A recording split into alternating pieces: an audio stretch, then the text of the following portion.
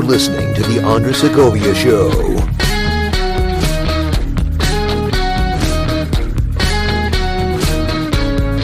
Greetings, everyone. Welcome to the Andres Segovia Show. I am your host, Andres Segovia. In this episode, I got some announcements to make about some changes to the show entire, not just the channel.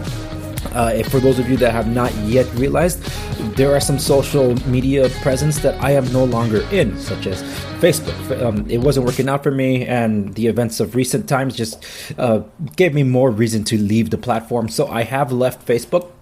I'm still on Instagram for those of you that use Instagram, so you can follow me there. And I don't have much of any other social media presence at the moment until I figure where I want to take the show. But until then, what I am intending to do is make the show more video-centric and podcast second, because my priorities have been the opposite, where I do podcast first and video second. But I wanted to merge the shows for some time, and I think I've gotten a better direction in which that is going. So stay tuned for those changes that are coming up. So that means, remember, as you're liking this video, share this with those that you think will enjoy it, but subscribe while you're at it and hit the notification bell so you don't miss out on the next episodes that are coming up. Now, in reference to that, I will be bringing some more attention to tech. I want to show you how to work smarter, not harder. I want to highlight some things that I love about certain technology that we have now and what maybe is coming down the pipeline sometime pretty soon. But on top of that, I also want to talk about privacy and security, because as someone that runs operations off his mobile devices and privacy and security being more important than ever, BlackBerry, are you listening? We need to pay more attention to all this. So I do want to show you a few things here and there. But until then, I will be basically kind of like a pendulum. There will be real estate centric stuff and tech centric stuff, and somehow a hybrid of them each. So stay tuned for all of that stuff as it comes down the pipeline. That's basically the update that I'm bringing you. The next episode coming up should be the one regarding Proposition 19. And for that, I got to give you a bit of a teaser, because there's still some things that are not understood. But one thing is understood, that Prop 19 is a bad policy. Now, this is in reference to those of you here in California.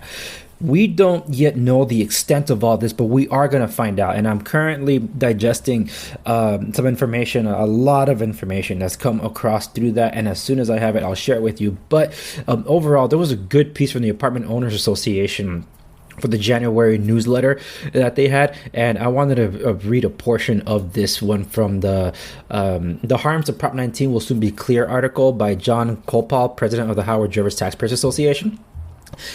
The reason Prop 19 passed is because they were the pro Prop 19 group where they had a spokesperson that they claim was part of the Howard Jervis Taxpayers Association, but that individual was a former member of the Howard Jervis Taxpayers Association. That doesn't mean Howard Jervis was supporting Proposition 19, but optics were optics, and it looked like they were, and that's a lot of misinformation is what got Prop 19 passed, even though it barely passed with 51% of the vote.